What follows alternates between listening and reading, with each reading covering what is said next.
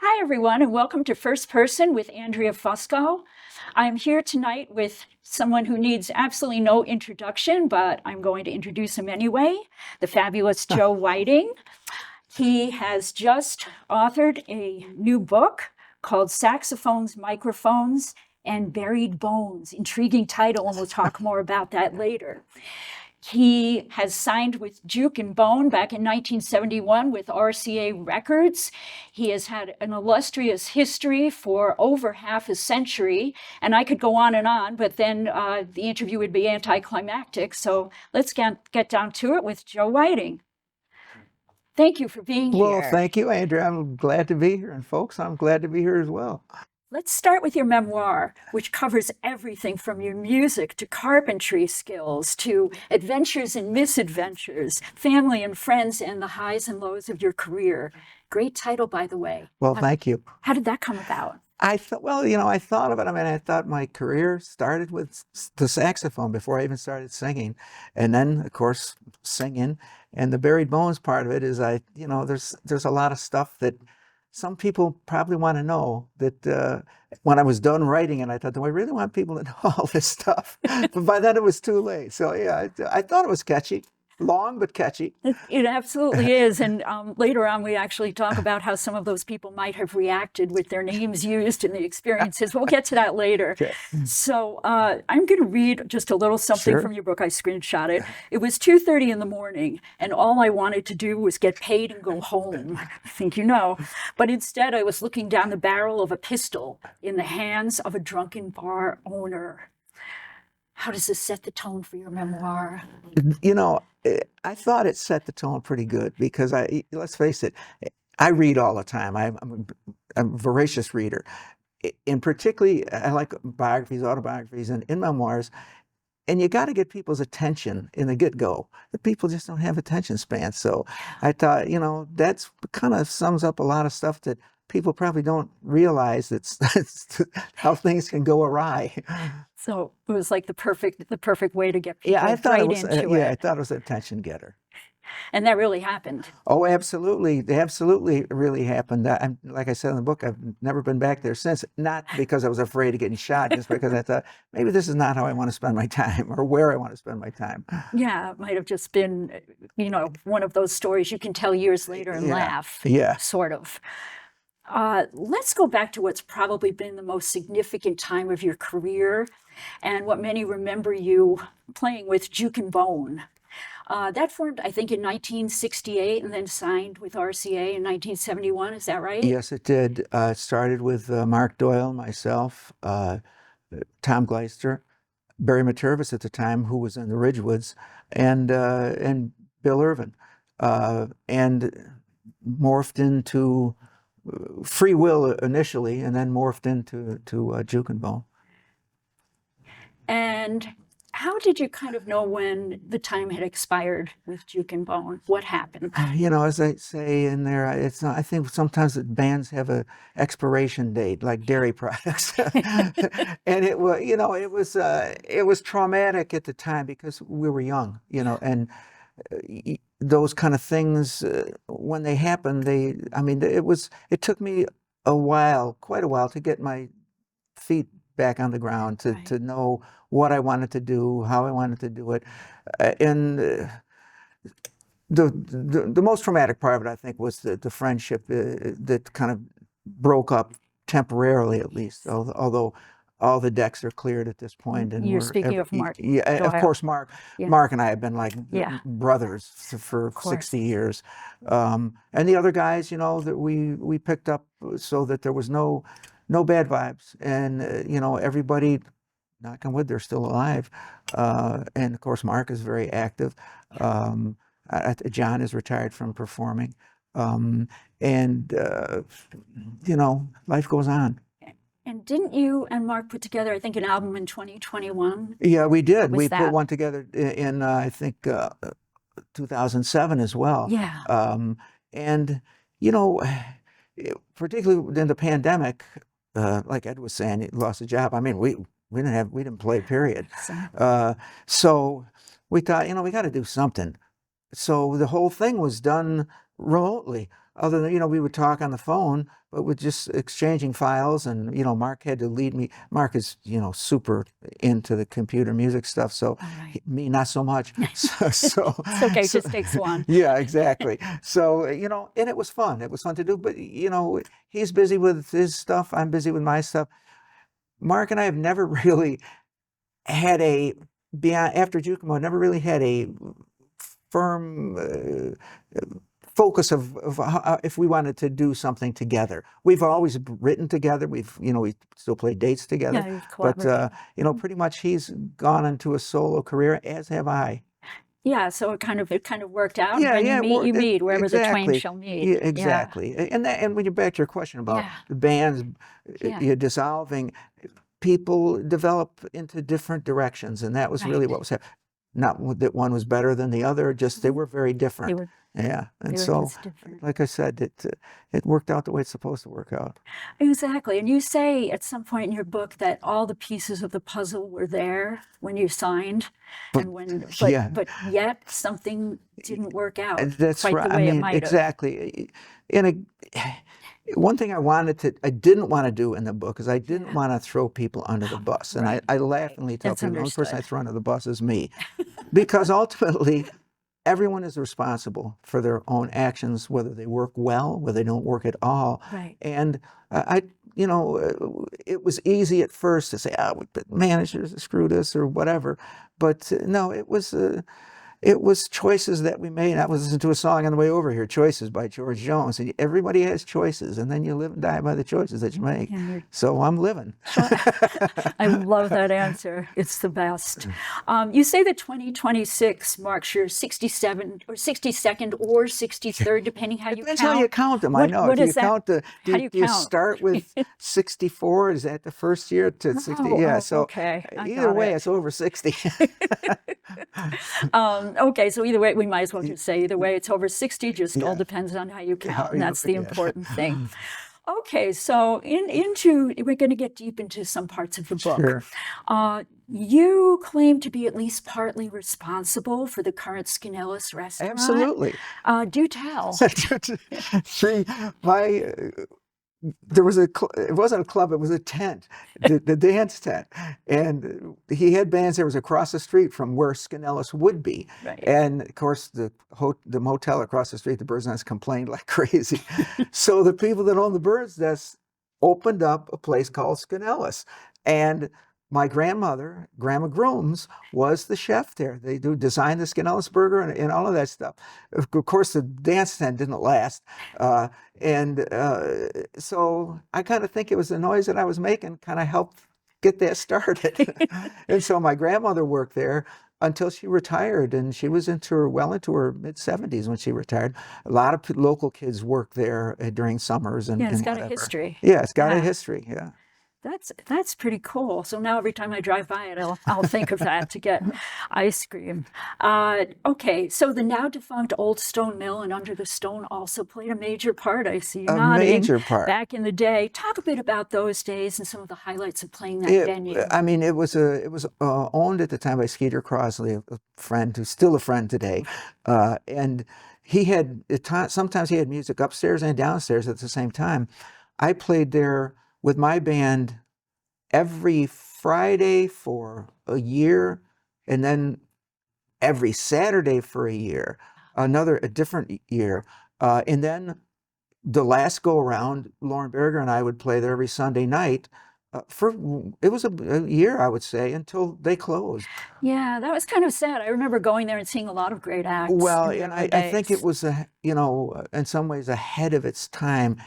Skeeter tried to get them to be able to put a deck out back that was freestanding, that wouldn't tie into the building, wouldn't wreck the building, which is Right. Right. Yeah. what do you It's historical historical, building. so it has But some they wouldn't let them do it, limitations. and Yeah. now all I hear from so many people is that, geez, I wish Under the Stone was still Oh, there. I yeah, loved it. I So, missed but it. But those were the days, yeah, right? yeah. You write about a number of friends, old girlfriends, other people in your life. What were some of their reactions to some of the anecdotes and situations that you relayed in your book? Did they remember things the same way, and Eh, positive or negative? That's a lot to throw out at you, it's so interesting because I haven't talked to one that yeah. that's mentioned is Susan Fox, who lives in Auburn, and at the last minute, the boat that we have in there that I'm talking about, the carp, the homemade Yes, boat that we yes, made. do. Nobody had a picture of this thing, and I thought it's got to have a picture. And so a week before it's going to go to press, we were getting together, my brother, my sister. I said, had a bunch of pictures. Sure enough, there was a picture that my grandfather took, who was an amateur photographer. So the picture was decent, and it was That's dated. He all. dated all his pictures on the back. So I put that in there, and there was a girl sunbathing on the top, and all you could see is her legs. And the timeline, I said, "That's got to Yeah, be Susan Fox." yeah. So I don't think she's bought the book. So I don't. So Susan, if you're out there, I think it's your legs on the boat. But the reaction I've been getting from people that Yeah. are in the book, it's humbling. It's so positive, uh, because again, I don't have an axe to grind. I just want to tell the story. Right. And I get emails all the time from people that are saying, and like I said, I feel guilty bragging about it because it's more humbling than it Oh, is sure, bragging. sure. So the response has been just more than I could hope for. Well, that's great. That's great to know. And Yeah. I know I couldn't wait to get my hands on a copy, so Well, I did thank it you. the evening with you. Um, let's see. You also have definitely witnessed and in some cases interacted with some definitive rock legends, Jerry Lee Lewis in particular. Uh, and you talked about a recent event event in Philly where he just was doing some ongoing partying, but still managed to go on stage. Yeah, I mean, it was. I have it on cassette somewhere of the Yeah, audio of it because I was a huge Jerry Lee Lewis fan. But yeah. he was known to get into the buckwheat, and he got into the buckwheat previous to that night. And when he opened it, because we did our bit to open the show, so I got a seat right out in front to see it. Yeah. And when he came out and opened his mouth to sing, he was like it was like in a foreign language. But then because he's such a pro, he Oh righted the yeah. ship Oh, and he did a good show. Chuck Berry, that's I another was one. doing a date in Hmm. Madison Square Garden with Bobby Comstock. I'm a huge Chuck Berry fan. Yeah. Bobby had backed him dozens and dozens of times. So I could have easily said to Bobby, could you introduce me to Chuck? I'd really like to meet him. But Chuck had such a reputation that I thought, if I was going to do this, I wanted to do it on my own. We were in the hallway, but backstage, and Chuck was by himself, just standing there, and I was on the other side of the corridor, and I looked at him, and the look on his face was, "Don't even think about it." And I thought, I don't want to go up and either seem like a fanboy or have him just say, "Hey, I'm busy," whatever. So I thought, you know what? I'm just going to leave it alone. I'm still a Chuck Berry fan. I got all his records. Yeah. I've done the date with him, but I don't want to Exactly. get into it. Leave the legend Leave and the exactly. impression. And from Yeah. what I've heard, Chuck could be brutal. I heard a story Paul Anka was telling his Yeah. What introduction to was it? show business. He was like 16. He had just written Diana, which would be a big Oh, hit. yes, He yes. went into the dressing room. It was one of the shows at the Fox Theater in Brooklyn. And he got backstage and he said, "Mr. Berry, I'd like to play this song for you." He played it, and Chuck Berry goes, "That's the biggest piece of I ever heard. Go back to school." I mean, and Paul Anka goes, "Now, if that's not an introduction to show business, I don't know what is." So yeah, he Little. punched Keith Richards in the face. Wow. And yet Diana went on to be such a huge A huge hit. hit. So, who knows? You never know, I Yeah. guess. You also allude to a meeting with the Shirelles, but say the story will remain untold. Still, It's still moving, although there was no con- consummating any relationship. But it was interesting, and it probably Comstock put me up to it. I mean, he tried, you know. And so who knows? I could have just been a stooge in the whole thing. But yeah, there was that's the same show that I got Jimmy Clanton sunglasses, which I still have. Yes, I was going to ask you about that. You still have them. Yeah, I do. Okay, and Jimmy Clanton was Venus in Blue Jeans, Venus and right? Blue Jeans. Yeah, yeah. There you go. I'm trying to remember. Yeah. Okay, you also mentioned a number of other performers that influenced you. Obviously, Jerry Lee Lewis, Chuck Berry, Cab Calloway. You talk about too, and the Kingston Trio, Beatles, Dave Clark Five. Who's like the leader of the pack with those? Would you say? I would think the biggest musical influence has really always been probably Ray Charles, because I mean, he was in a category by himself. He could do everything, every type of music, and do it well. There's nobody that can do that. And he was a great piano player, and his vocals were so soulful. I think that's what interested me in the first place. So I saw Mr. Charles, I prefer to be called, 3 different occasions. First time in a nightclub in outside of Syracuse. Then I'd talk about that. Billy Preston was his opening act, and Billy Preston, he had just had a hit, Double O Soul, I think it was. But then they played organ backing up Ray Charles. I mean, and like I say, I was like 18. It's like you're a big guy, you got a date, you're in a nightclub, you're listening to Ray Charles, you're making out in the back seat. What the heck more could you ask for? It sounds like just about everything. Yeah, exactly. It's funny with Billy Preston. He was playing. I went to Hobart William Smith colleges, and he was playing in Geneva. And I have one of his old tambourines that he threw into the audience. Yeah, he had a heck of a I wish career. I brought it, but I can't find it now. But he did. He had a crazy career. Let's see. You had a bit of a tough opener for Van Halen when you opened. There's an introduction to the other side of show business. I mean, and it was in Philadelphia, and at the Spectrum in Philadelphia. And I heard a podcast by a professional wrestler who said, Philadelphia is so tough, the audience doesn't even like ice cream. And I mean, it is a tough crew. And of course, in those situations, as I say, there's a difference between an opening act and a support act. And we were decidedly the opening act. You know, I just had not experienced that kind of animosity on such a scale. And it's not like there was 20,000 people screaming, "Get off the stage!" But you had a lot of boo birds up front. So it was, like I say, I mean, after that's the tour started there, and we had consecutive nights there. Right. And after the first night, a couple of guys said, "Look, let's get out of here. We can't do this." I said, "No, man, I signed a contract for but initially I think it was 9 dates." And I said, "You know, it'll get better." Which did it? Well, in some places it did. In other places, not so much. But again, it was, I mean, you got to be tough, you know, you got to be tough. And it was an eye opener to that kind of music, to that kind of audience that was tough. I mean, we'd go into the venue, you know, sometimes around noon or 1 o'clock, and there'd be tailgate parties already in full swing in the parking lot. And so, you know, there was going to be flying, and there frequently was. It's going to be a lot of that, but you managed to get past it. Oh yeah, and after the 9 dates, they signed us up for another, geez, I think about 25. So and we finished the tour when the tour was over for them. You know, so we finished out the Diver Down tour. How was it opening for Van Halen? As far as, did you get much interaction with them? I did more so with their guitar tech and with the drummer. Eddie was pretty much by himself. David Lee Roth was pretty much by himself. Did at a little cookout, did get just a brief chat.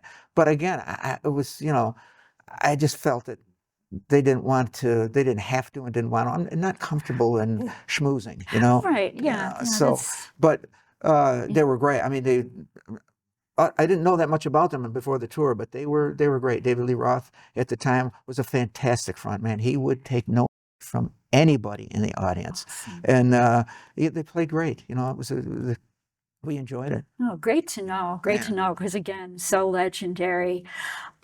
You said in your book that the road will make or break a band. And it broke How that is one. that? You are living in, and this is why, excuse me, when you hear, bands that break up, they've been on the road for 4 years, Mhm. whatever. This was only for a month, Mhm. but it was so different for some people in the band, and such an eye-opening experience for some people. To me, it was eye-opening, but it wasn't like, oh my God, what am I doing? It was just like, wow, this is another Yeah. side of life. So yeah, so I mean, once that was done, and some issues on the road, I just thought, I got to do something different. I got to do something different with some different people. And it wasn't like you're out of the band or I hate you. It was just like, Right. hey, like I said, that expiration date, it was The done. expiration date, the Yeah. chemistry. Yeah, and I've since then, Tony has come back. Tony came back with me years later and played with me Yes. until he died. Yes. Jimmy Dagnese, I'm still good friends with. Mick Walker, occasionally we run into each other. Mike is retired from playing, but yeah, so it's just one of those things. So just Yeah, it busted that one. it's life. Yeah.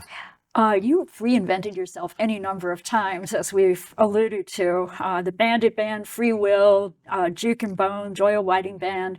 Does this ever get old, or is it just a way to keep pace? The music doesn't get old. Survive. I mean, music and people don't get old. I mean, let's face it. Hey, I'm 77. There's what I'm comfortable in my own self. Mhm. I've made my bones literally and figuratively. So, like I said, if it gets to the point where it's just not fun anymore, Mhm. I won't do it, and it won't be bitter. It will just be, hey, nobody goes on forever unless you're Willie Nelson or Tom Jones. I mean, nobody, or Tony Bennett. Yeah. You'll And know. and know. those guys are, I call freaks of nature in a good way. Yeah. I mean, we saw Tom Jones 2 years ago. He was 83. He was fantastic. I mean, fantastic. And he sings hard. He doesn't just get Yes. up there and go through it. He sang, and he didn't have an orchestra with him. He had a 5-piece band, and he opened up the show with a song called "I'm Growing Old." And it was not a goof song, it was a ballad. I mean, that's daring. That is daring to come out and It's a open like that. truth. It's the truth. It's the truth. And it was, people of all ages there. So, sometimes, believe me, sometimes I think maybe I should just not do this. But as a singer, once you make that decision, you better be sure about it. Because if you stop singing for 6 months or, God forbid, a year, and say, oh, I was mistaken, I want to come back and do some gigs, you have no idea what you may not. There's artists out there that I won't mention because I'm fans of some of them, big fans, that they shouldn't do it anymore. Time's up. I mean, it's your instrument. If you can't sing anymore, you can't do it. You shouldn't go out there and present yourself, because the fans that have followed you are going to compare it to your good time, and new people are going to go, what the heck is all this fuss about? This guy can't even stand up, let alone sing. Right, exactly. And half the time it's not even the same band members. Like, I don't know, the Temptations and others. There's none of those guys left. Who's left? Why are you still the Temptations? If there's money to be made, somebody's going to go out and do it. But, at this stage of my career and my life, if it's just about money, I mean, I'm not doing it. I don't have to do it anymore. So that makes it easy to say no, and to just go, that's a gig that I've done 100 times. I don't want to do it anymore. And the pandemic, I think, taught me that too. When all of a sudden you're out of work for the first time in 50 years, you think, what do I want to do? And sometimes the easiest answer is, what don't I want to do? Yes. And did that make you reevaluate things in any way? And what was your biggest, I don't know, message, lesson coming out of the pandemic? I think it was to really enjoy completely what you're doing. Don't do anything if you don't want to do it. There were times before the pandemic, I'd be honestly in the middle of a gig and I'm thinking, I'd never look at my watch because it's unprofessional, but I'm thinking, I really don't want to be here. I don't want, this is not how I want Yeah. to spend my time.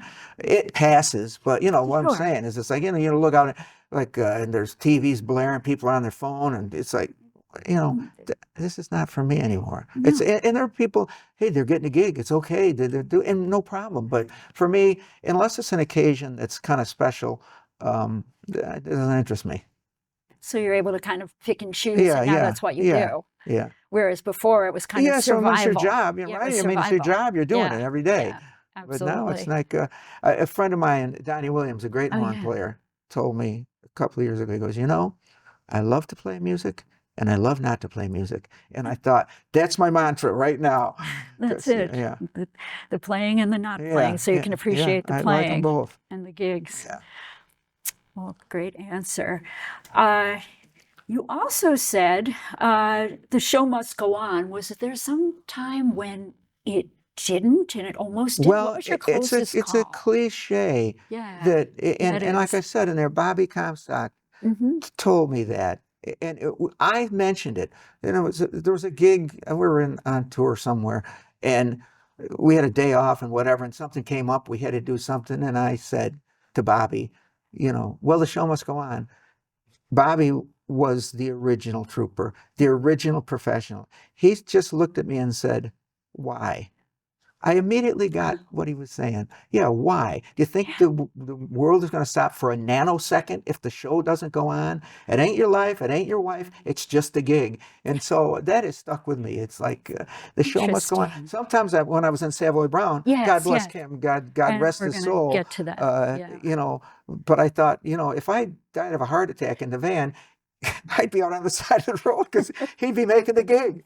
Yeah, that show would Yeah, go on. but Kim's was a lifer. He was No, absolutely. So I was going to get to that, but now I will. Talk about your time a little with Savoy Brown and Kim Simmons. I was introduced to Kim through Greg Spencer in the late '80s, and we hit it off. We did it several dates, not as Savoy Brown, but as a side project he had between Right, Savoy right. Brown, and we wrote together some, and just we had a lot in common. We were the same age, and had a lot of the same influences, and so when he approached me in what was it 2009 to be in the band, it was a time where my band was going through changes, and I thought, yeah, I will do that.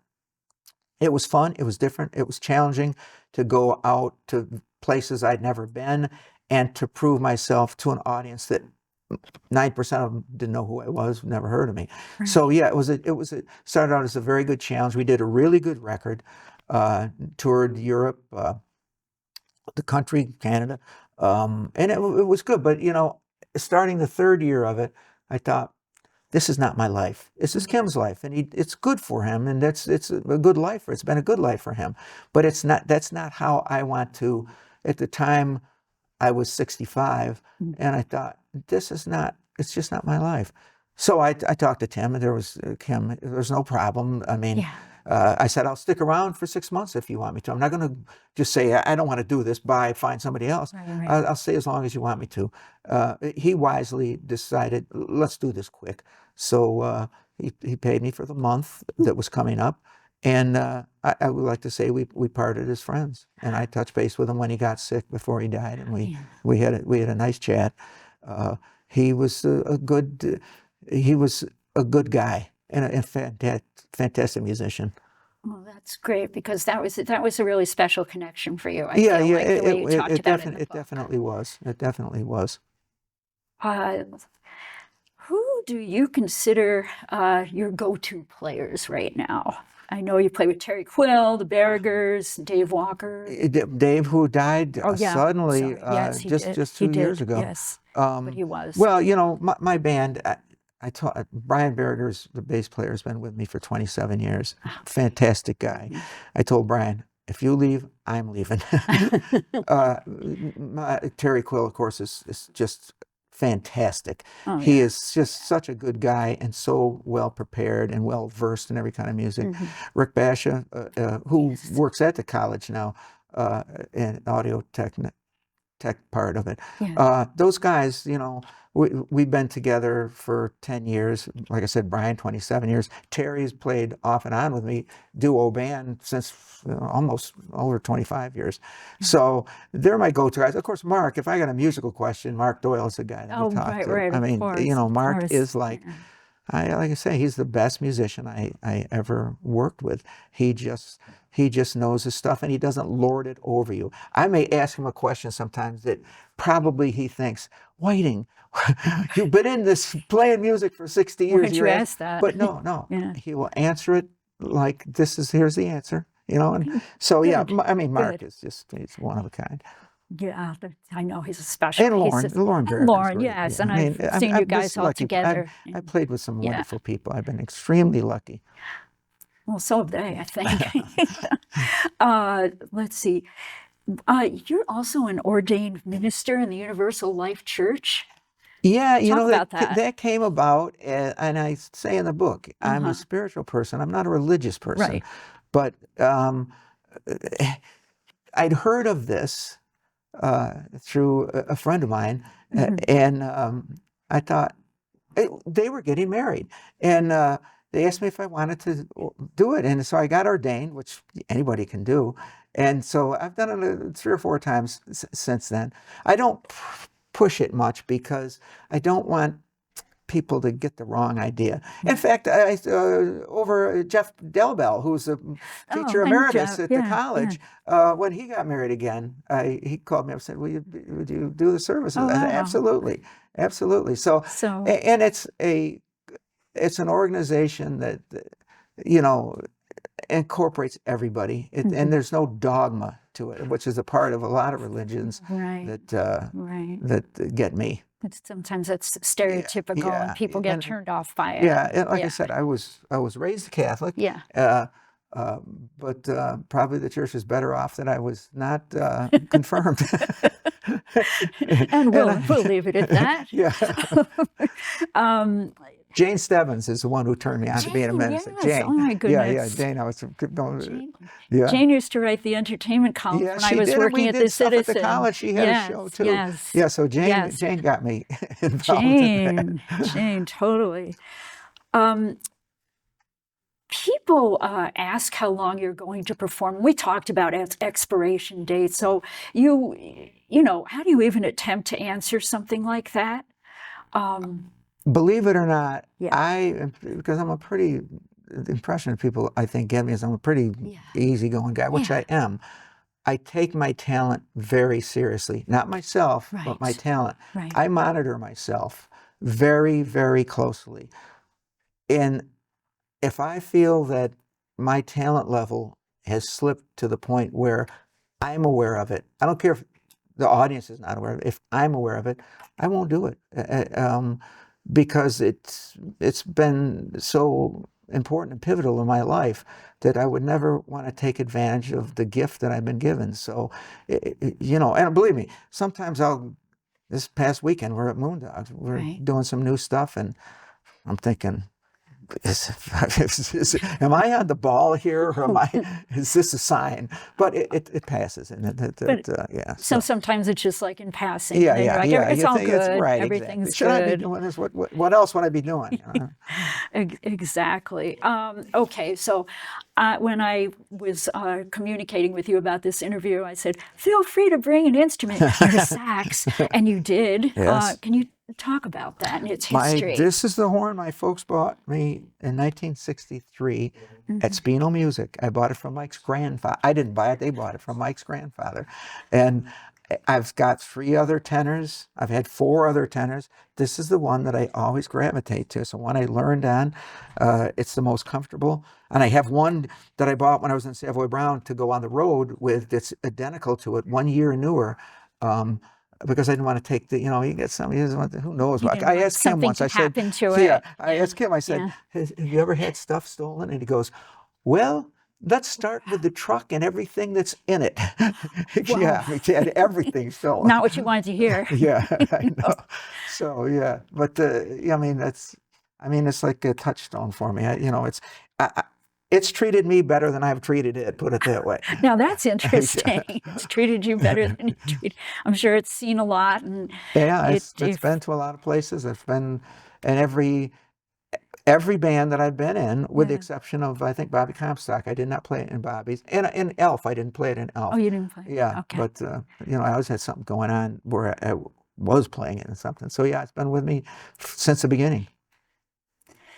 If it could talk. Yeah, I know. I've always thought the musical instrument should come with a like a itinerary of who had them, where they came with, you know, but they don't. Well, I'm sure we can leave a lot of that in the buried bones, Yeah, right? right. Is that the buried bones? Yeah. Let's see. People ask you why you haven't, and I'll put this in quotes, made it big. But indeed you have by most standards. What's your take on fame, and what Fame does it is bring or doesn't? fleeting. It will not bring, it can bring you money. It doesn't Yeah. necessarily bring you money, but it is fleeting. Like money is fleeting. That Yeah. money talks, I can't deny. I heard it once, it said goodbye. I mean, you know, and someone said, I think I say in the book, Yeah. fame, celebrity is just obscurity waiting around the corner, because it is. I mean, yeah, at one time, yeah, I wanted fame because I thought it would bring me, that I would be able to care for my parents. People would look up to me or whatever. But I think after the Juke and Bone thing, my priorities shifted drastically to what fame is and what I wanted out of life. Great answer.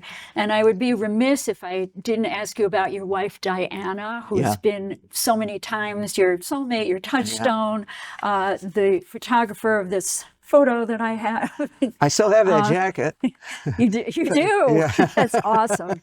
Talk a little bit about how she's helped you Well, through your she's career. just a solid, good person Yeah. with a lot of common sense, and honestly always looks out for me. It's because sometimes I don't look out for myself.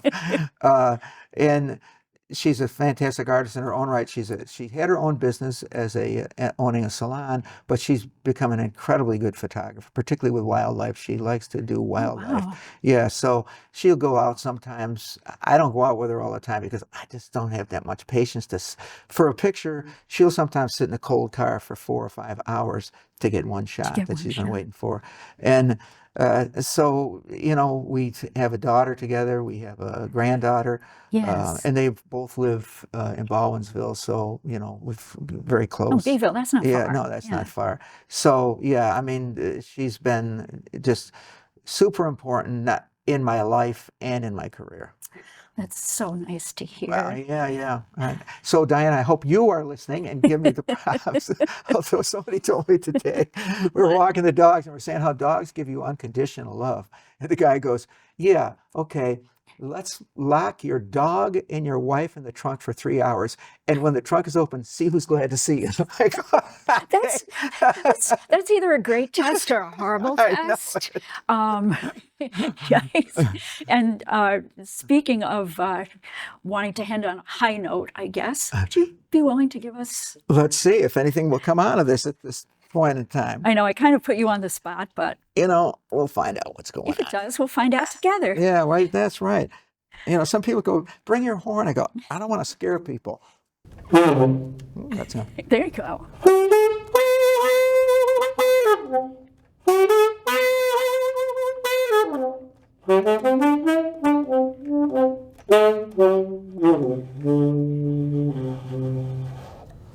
it still works. So thanks so much for joining us. And in an effort to end this on an extremely high and special note, we're going to have Joe Whiting close us out. Thank you for joining us. I'm Andrea Fusco with First Person. And take it away, Joe.